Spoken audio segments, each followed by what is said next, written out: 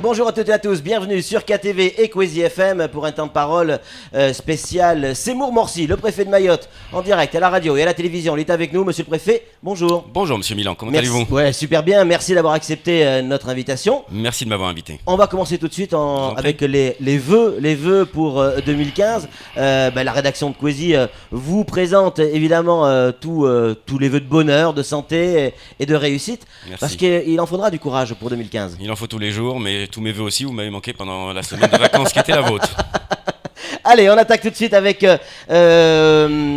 cette tournée que vous avez réalisée en 2014, la tournée des communes. Vous avez rencontré pratiquement toutes les communes, tous les maires, toutes. Quel était le but réel de cette tournée ? D'abord, dans tous mes postes, je l'ai fait. Ouais. 17 communes et je m'étais engagé à aller rencontrer sur le terrain tout le monde, et j'en ai profité aussi pour demander à ce qu'il y ait des réunions publiques.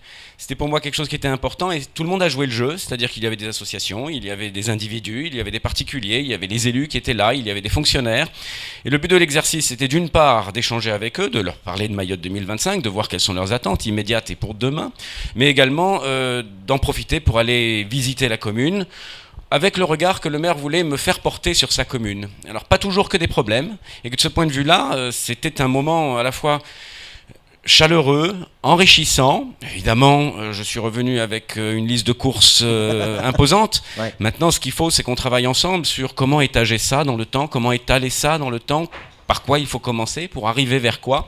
Donc je suis revenu très enchanté. La dernière était tout fin décembre et ça a été un beau moment, un très très beau moment. S'il y avait un moment à retenir de cette tournée, ça serait lequel ? J'allais dire une revendication commune à tous, ça serait quoi ?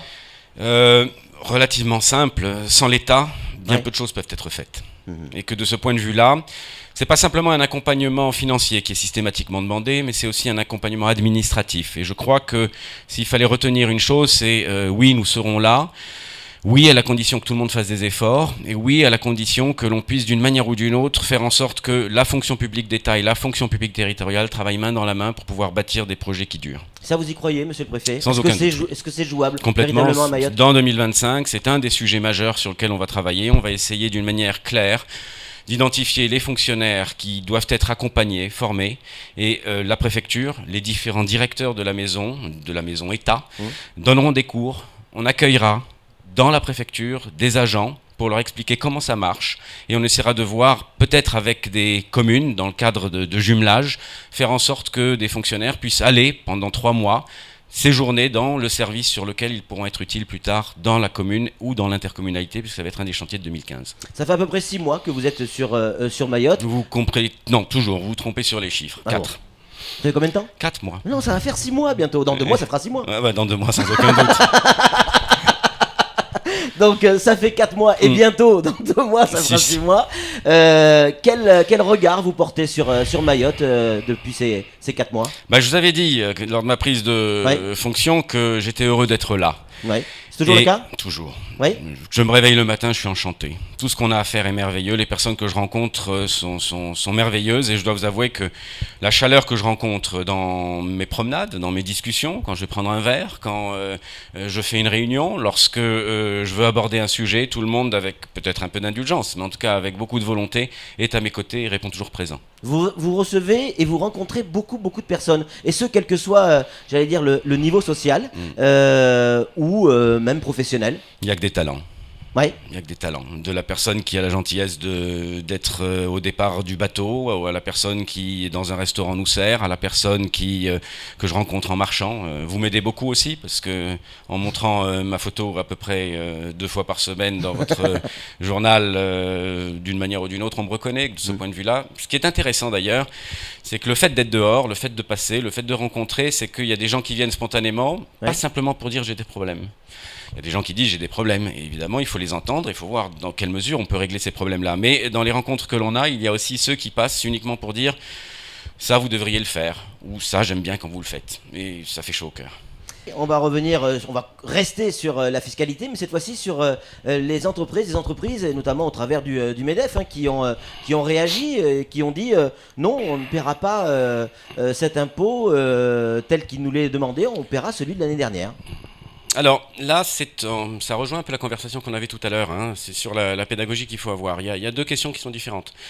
La première, c'est que il y a une part de cette fiscalité qui est le fruit d'un choix de chaque commune. Chaque commune dit voilà le taux que je vais appliquer. J'ai rencontré le président du MEDEF qui m'a expliqué qu'il y avait des sauts qui étaient complètement aberrants. Alors j'ai demandé aux finances publiques d'essayer de me faire rapidement un point pour essayer. D'abord j'ai demandé au président du MEDEF de me faire la liste des entreprises qui sont revenues vers lui pour poser les questions qui me semblent justes. Et j'ai demandé également aux finances publiques de me faire un point sur quelle était la part de de l'imposition classique et quelle était la part de la marge de manœuvre que certaines communes ont pu appliquer. Il se peut que là aussi des décisions aient été prises sans que les effets de la décision elle-même aient été conçus par ceux qui en prenaient la décision. Donc je crois que là aussi, il va falloir faire œuvre de pédagogie pour dire faites attention, c'est pas parce que vous avez la possibilité d'appuyer sur un bouton ou de faire jouer un levier qu'il est intéressant ou utile ou pertinent de le faire par rapport aux problèmes que vous rencontrez.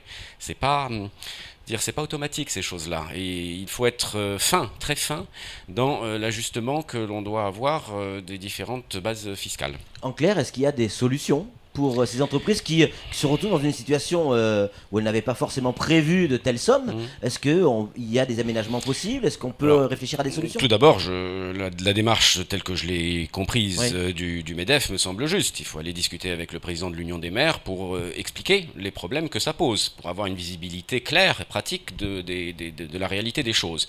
Premier point. Deuxième point, par définition, le service public fiscal est un service qu'on peut aller rencontrer. Il ne faut pas avoir peur. Il y a toujours la possibilité d'expliquer la situation dans laquelle les gens se trouvent et d'essayer de trouver les solutions pour pouvoir faire face à la réalité. De la même manière que vous avez, lorsqu'il y a des retards de paiement, et on en a, Dieu sait, beaucoup, qui impactent beaucoup les entreprises, il faut aller voir l'AFD. L'AFD a des lignes de trésorerie qui permettent de joindre les bouts en attendant d'être payé. Donc c'est le genre de choses qu'il faut pas hésiter à aller voir les services publics, hein. On est là pour expliquer, on est là pour essayer d'arranger les choses. On n'est pas là pour prendre dans la poche des gens de l'argent de façon bestiale. On va ouvrir un autre chapitre, si vous êtes d'accord, monsieur le préfet, celui de l'éducation. Volontiers. Et Dieu sait qu'il est important parce qu'il regroupe tout un tas de, j'allais dire, de sous-chapitres, avec déjà, c'était dans l'actualité d'hier, le prix de la construction scolaire à Mayotte. On a l'impression qu'il est différent en fonction de l'organisme qui construit. Alors, il y a des gens qui s'improvisent experts en bâtiment. Oui. Je ne me hasarderai pas à le faire. Ce à quoi je m'étais engagé, c'était de construire des classes. Oui. J'ai débloqué finalement plus de 12 millions, ça va être 14 millions qui vont être dépensés dans les mois qui viennent pour construire plus de 200 classes.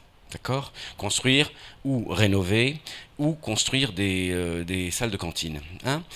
C'est un élément qui est important parce que 14 millions, ça ne s'improvise pas comme ça. Hein. Il a fallu d'une part trouver l'argent, il a fallu ensuite trouver les projets, il a fallu ensuite aller voir sur le terrain si c'était faisable, il fallait ensuite voir s'il y avait du foncier disponible. Et ça, c'est Madame Espessier qui est maintenant partie, mais qui a mené avec la DEAL et le vice-rectorat cette démarche auprès des communes. Et on a pu identifier les projets. Donc l'idée de se dire que entre mon arrivée et aujourd'hui, on a lancé les chantiers, c'est quand même quelque chose qui est important. Donc il ne faut pas jeter le bébé avec l'eau du bain. Je ne m'improvise pas non plus comme un spécialiste du bâtiment, mais il y a d'abord un appel d'offres. Il y a des entreprises qui répondent à cet appel d'offres. Et ce n'est pas parce qu'on a fait un ratio approximatif pour savoir combien allait coûter une classe à tel ou tel endroit que c'est ce prix-là qui va sortir au bout du compte. Et je voudrais juste ajouter une petite chose, c'est ce à quoi j'ai tenu parce que j'ai entendu les inquiétudes du bâtiment et travaux publics, les petites entreprises, petites et moyennes entreprises de notre département. Pourquoi je les ai entendues? C'est qu'ils m'ont dit il nous faut du travail. Je rappelle juste que l'État paye à 18 jours. Je paye à 18 jours, enfin l'État paye à 18 jours, et que c'est quelque chose qui est important pour les entreprises. Donc 60% de la somme des 14 millions est consacrée à de la rénovation, et cette rénovation par définition va profiter d'abord aux petites et moyennes entreprises, premier point. Deuxième point, pour les constructions, il est dans l'appel d'offres indiqué qu'il faut d'une manière assez claire faire appel à la sous-traitance. C'est un élément qui m'a paru important à faire valoir. La dernière chose qui me semble être aussi utile, c'est qu'il faut qu'il y ait de la création d'emplois avec ces gros chantiers. 14 millions, on peut se permettre d'avoir de la création d'emplois avec ça. Et peut-être même, on aura la surprise d'avoir des filières nouvelles qui se mettront en place. J'ai entendu beaucoup de choses sur le modulaire.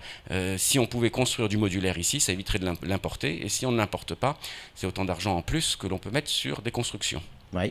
Et donc, ça veut dire quoi? Que vous allez plus aller vers le modulaire ou plus vers la construction? Alors, la construction, c'est de la construction en modulaire. Hein. Le but de l'exercice, j'ai bien entendu, la question des rythmes scolaires était le paravent réel, mais le paravent réel, un paravent réel certes, mais un paravent d'une multitude de questions qui concernaient l'éducation.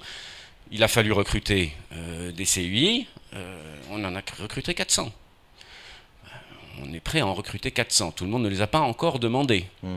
Je le signale. Deuxième chose, il a fallu créer des classes. Il fallait l'inventaire et dire je construis de nouvelles classes. Il a fallu ouvrir des classes qui étaient prêtes à être ouvertes mais qui n'avaient pas encore été ouvertes pour des raisons soit de sécurité ou d'entreprise qui n'avaient pas fini le chantier parce qu'elles n'avaient pas été payées. Il a fallu régler cette question-là.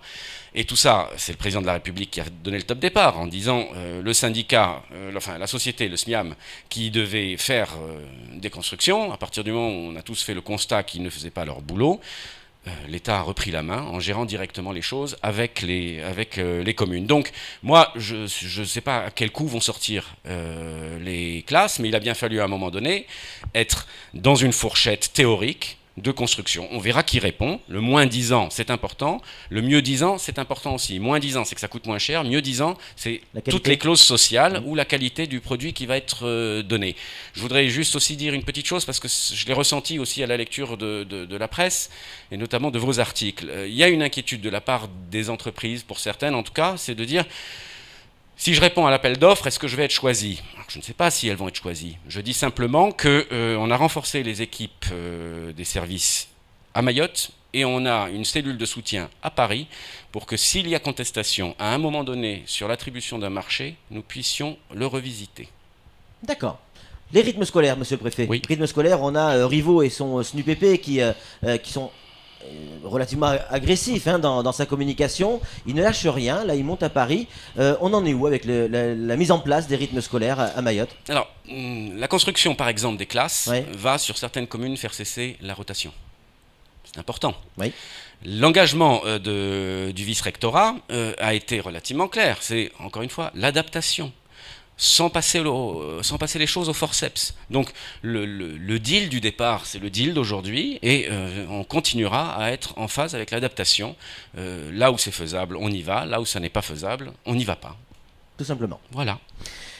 On change de chapitre, si vous êtes d'accord, toujours, monsieur le préfet. On va parler d'immigration avec des chiffres qui sont annoncés dans la presse. Alors des chiffres pas forcément officiels, mais en tout cas c'est des petits calculs internes. Peut-être que vous avez des chiffres officiels à nous donner pour 2014 concernant l'immigration. Vous les aurez bientôt, puisque je ferai, comme il est d'usage, un point à un moment donné sur les chiffres d'émigration et les chiffres de la délinquance. C'est un rendez-vous que l'on a périodiquement. On est en train de stabiliser, ça. Une chose est certaine, c'est qu'il y en a beaucoup plus que l'année dernière. Oui, en termes de reconduite. En termes de reconduite. Pareil, l'inquiétude de nos concitoyens. Pardon, mais je dis une chose qui est importante, c'est il y a plus de reconduite, il y a plus d'étrangers qui sont interpellés. C'est aussi le fait d'un effort particulier des forces qui interviennent pour pouvoir, sur le travail illégal par exemple, sur les personnes qui sont en séjour irrégulier sur place, ceux qui viennent en kwassa-kwassa. Il y a eu un effort particulier qui a été mené ces derniers mois et que c'est aussi le résultat d'une action plus forte.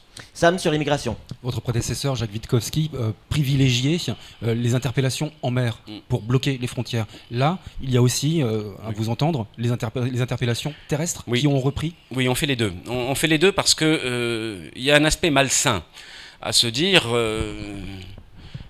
je crois faire quelque chose d'étanche en étant présent sur mer. Mais tant que les personnes penseront qu'en venant ici, il y aura du travail, qu'il y aura des services qu'ils pourront rendre, je pense en matière d'agriculture, dans le BTP également, ce sont des domaines dans lesquels il y a une très forte activité. sous-traitance avec des publics migrants qui parfois se font eux-mêmes piéger, puisque on se retrouve parfois avec des employeurs qui, à la fin du mois, au moment de payer, le dénoncent. Et je trouve ça triplement pas correct. Monsieur le préfet, quelle est la politique du gouvernement français sur Mayotte en termes d'immigration? Est-ce que l'objectif c'est de rendre Mayotte étanche? Est-ce que c'est d'être tolérant? Est-ce que c'est de mettre en place une régularisation massive? C'est quoi les consignes, s'il y en a? Le droit, tout le droit, rien que le droit. Je veux dire, on ne rentre pas on ne franchit pas une frontière, quelle qu'elle soit, librement, c'est tout. Je dis quand même que quand on est à 60 km du voisin, c'est très gentil d'imaginer qu'il y a une ligne Maginot tenable. Ouais. Donc il y a une réalité mahoraise, et que cette réalité-là, il faut en tenir compte, à la fois en traitant les personnes qui sont déjà sur place et les personnes qui sont susceptibles de venir. Toujours dans le cadre de l'immigration, il y a des gens qui ont des terrains et qui aujourd'hui, pas plus tard qu'hier, au téléphone, j'ai eu Faouzia Korji qui était en pleurs. Elle était en pleurs en me disant on a nous des jacquiers, des manguiers, on a des champs à nous et on ne peut plus rien récupérer parce que tout est pillé par certaines personnes qui sont en situation irrégulière. Vous avez déjà imaginé une solution pour ces agriculteurs? Alors tout d'abord, il n'y a pas une adéquation à faire entre un pilleur et une personne en situation irrégulière, s'il vous plaît. C'est pas faux. Hein ? Première chose. La deuxième chose qui me préoccupe, parce que c'est encore une fois des discussions que j'ai eues avec des agriculteurs, la Chambre d'agriculture, je crois qu'il y a peut-être une solution un peu plus pertinente à avoir que de se dire je dois surveiller tous les champs, ce qui n'est pas possible, comme surveiller la mer intégralement, c'est pas possible. L'idée sur laquelle on travaille, c'est de faire en sorte qu'il y ait des fédérations d'agriculteurs sur des terrains bien déterminés. On a inauguré une piste il y a quelques jours qui permet d'accéder aux parcelles. L'idée de se dire, c'est de réunir sur des périmètres les agriculteurs, de faire en sorte qu'on puisse, avec eux, faciliter l'électrification, l'irrigation, un lieu pour stocker les productions, en échange de quoi on leur demanderait quand même de vivre sur l'endroit où ils produisent. C'est nouveau ça. En tout cas, on encouragera. L'idée, c'est trop facile de se dire j'ai un terrain et quand j'y passe, finalement, je découvre que j'ai été pillé. Je pense qu'il faut revenir vers une agriculture d'appropriation et pas d'occupation. C'est-à-dire qu'on pourra vivre sur son terrain. Oui, si on a l'électricité, si on a l'eau, si on réussit à avoir un endroit où on peut stocker ses produits. Si on est plusieurs, on peut à la limite même faire des tours de ronde. Et pourquoi pas? Sam? Je sais bien qu'on ne peut pas tout demander à l'État, mais il suffit de regarder autour de nous, que ce soit sur le Mamoudzou, le Grand Mamoudzou, même partout à Mayotte, les installations sauvages, précaires, les bangas se multiplient. Qu'est-ce que l'on peut faire pour limiter cette pandémie? Alors, c'est pas nouveau. 2, c'est dramatique. La construction de logements, on le sait, est une priorité absolue. Ça aussi, ça fera partie de Mayotte 2025. La construction de logements, ça permet de reloger les personnes. La construction de logements a quand même quelques impératifs préalables. Le premier, c'est la gestion du foncier. On a une méconnaissance tragique du foncier sur notre département. Donc, il faut un établissement foncier départemental. Deuxième chose, il faut qu'il y ait un travail qui soit fait de façon intercommunale pour pouvoir traiter ensemble le sujet. Haute priorité 2025, c'est même avant 2025, puisqu'il faut que ce soit un chantier de cette année-ci, c'est de créer des intercommunalités sur lesquelles les sujets qui comptent et qui traversent les différentes communes puissent être mis au pot commun. La troisième chose qui me semble être importante aussi, c'est l'argent qui va être mobilisé, notamment dans le cadre du contrat de plan État-région, pour remettre en état la rénovation du bâti, ce qui permettra à ce moment-là de pouvoir héberger. Une petite chose qui va être aussi intéressante, c'est que j'attends avec impatience un rapport qui va être fait sur le bâti, le logement à Mayotte. Je ne suis pas certain que les réponses qui sont généralement données, qui est de dire je vais caricaturer, mais je veux un bâtiment avec nécessairement le tri sélectif, l'interphone, le ceci et le cela, arrive un moment où il faut peut-être être un peu mieux adapté, un peu plus juste par rapport aux problèmes que l'on rencontre ici. Il y a d'abord un besoin de stabiliser des plateformes pour que les gens puissent s'installer dessus, dans lesquelles on peut avoir de l'assainissement et on peut avoir l'eau courante. Cette phase-là est par exemple une petite phase préalable qui permettra ensuite d'éradiquer autant que faire se peut toutes ces constructions sauvages. C'est un coût l'assainissement. On le sait, à Mayotte, il faudrait plus de 800 millions d'euros pour pouvoir refaire et faire. En 10 ans, 800. Ouais, c'est ça, en 10 ans, 800. Comme quoi, sur les chiffres, je ne me trompe pas tout le temps. On l'a cet argent pour pouvoir faire. D'ores et déjà, dans le cadre des fonds européens et dans le cadre du CPER, on va pouvoir, je pense, approximativement mobiliser une bonne moitié de cette somme-là. Sam, rapidement. Le CPER, justement, parlons-en. Contrat, projet, c'est un État-région. Quelle sera la part État et la part région? Alors j'ai fait part au président du Conseil général de la somme qui nous a été allouée. On avoisine les 300 millions. En augmentation par rapport au précédent contrat de plan État-région.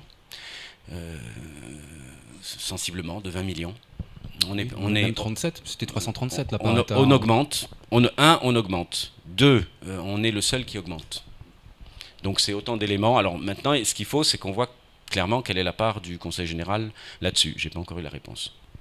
Dans la première maquette, on l'avait. Mais la nouvelle maquette, compte tenu du fait que l'État va mettre plus que ce qui était initialement prévu, il faut qu'on rediscute de ça avec le Conseil général. Monsieur le Préfet, je sais que c'est pas votre fort de parler de l'actu chaude au quotidien, mais ce week-end, il y a encore eu un drame. Un enfant de 5 ans est décédé, noyé, happé par un caniveau, un tombeau à ciel ouvert. C'est une route départementale, certes, mais il y a aussi des routes nationales qui sont dans le même état. Est-ce que ça fait partie des priorités? Pas pour 2025, pour 2015. Tout d'abord, permettez-moi juste de vous dire que j'ai été effondré en apprenant cette nouvelle. Quand on se dit qu'on passe la nouvelle année, et je profite évidemment de votre micro pour saluer toutes les Mahoraises et les Mahorais et leur souhaiter le meilleur possible pour chacune d'entre eux, elles, pour l'année 2015, ça a été nécessairement assombri par ce terrible accident. Alors, départemental ou national, peu importe, c'est un drame de toute manière. Oui. Et que les investissements qui sont faits, en tout cas sur les routes nationales et pour certaines départementales, les investissements qui sont faits aujourd'hui doivent permettre d'éviter ce drame-là. Mais je dirais 2 choses quand même. La première, c'est que il y a des caniveaux pour lesquels il y a des grilles, et les grilles sont démontées pour faire du barbecue. Ça arrive, c'est aussi. D'accord. C'est vrai. Ouais. Il y a des caniveaux qui devraient laisser passer l'eau et que, faute d'entretien de ces caniveaux-là, on a des embâcles qui font qu'au lieu d'avoir une eau fluide et qui s'en va vers la mer, on a des blocages, on a des barrages, on a des vagues et que ça fait du débordement qui happe, qui embarque tout sur son passage. Ça, c'est un point qui est à mon avis important. Ouais. Donc la responsabilité, c'est tout le monde, c'est une vigilance de chacun. Et puis quand on a des fortes pluies, quand on sait que sur ces terrains en pente, il y a un très très fort danger, je pense qu'il faut d'une manière ou d'une autre, alors je sais bien, vous me l'avez dit tout à l'heure, il est parfois plus dangereux de rester chez soi que d'être à l'extérieur. Mais il y a à mon avis une attention, une vigilance de tous les instants qu'on doit avoir. Pour conclure, on a donné un petit coup de fil à Paris. Pour avoir le sentiment de Paris sur votre mission ici à Mayotte. Et on nous a dit, Seymour Morsi est un bon préfet, mais qu'est-ce qu'il dépense? Vous dépensez beaucoup à Mayotte. C'est ce qu'on nous dit. On dit il demande beaucoup d'argent pour Mayotte. Ouais, c'est vrai ça. On vous le reproche? Pas du tout. Pas du tout. Je dois vous avouer que j'ai participé. Il y a un terme un peu affreux, un peu barbare qui s'appelle. Je ne vais pas le parler. Je vais simplement dire tous les ans, on doit discuter. Administration par administration, du budget qu'on va avoir l'année prochaine. Systématiquement, à tous ceux auxquels j'ai participé, j'ai demandé. Et vraisemblablement, la plaidoirie fait que les gens estiment qu'effectivement, on doit être traité de façon un peu particulière. Et vous obtenez satisfaction à chaque fois? Pas à chaque fois, mais c'est pas trop mal. Quand je dis par exemple qu'on va avoir la vidéoprotection sur 2 communes, c'est quelque chose qui n'était pas improvisable. Allez, en moins d'1 minute, si vous êtes d'accord, monsieur le préfet, en 2015, s'il y avait une chose qu'il fallait réaliser absolument, du concret, ça serait quoi? Sans aucun doute, les constructions. Les constructions, c'est quelque chose, mais... Construction scolaire. Scolaire. Ouais. La plus grande des choses qui me rendrait heureux qu'on réalise, c'est que tout le monde, comme je le sens à travers les différents articles qui sortent maintenant, c'est que les gens pensent à demain, que les gens soient heureux, que les gens se disent, tiens, il se passe quelque chose, que les gens se disent, c'est mieux qu'hier. Merci beaucoup, merci monsieur infiniment le préfet, pour votre invitation. Très bonne année à vous et très bonne année à tous vos auditeurs. Merci beaucoup d'être venu sur ce plateau. C'est tout pour ce temps de parole. Tout de suite, la suite de nos programmes.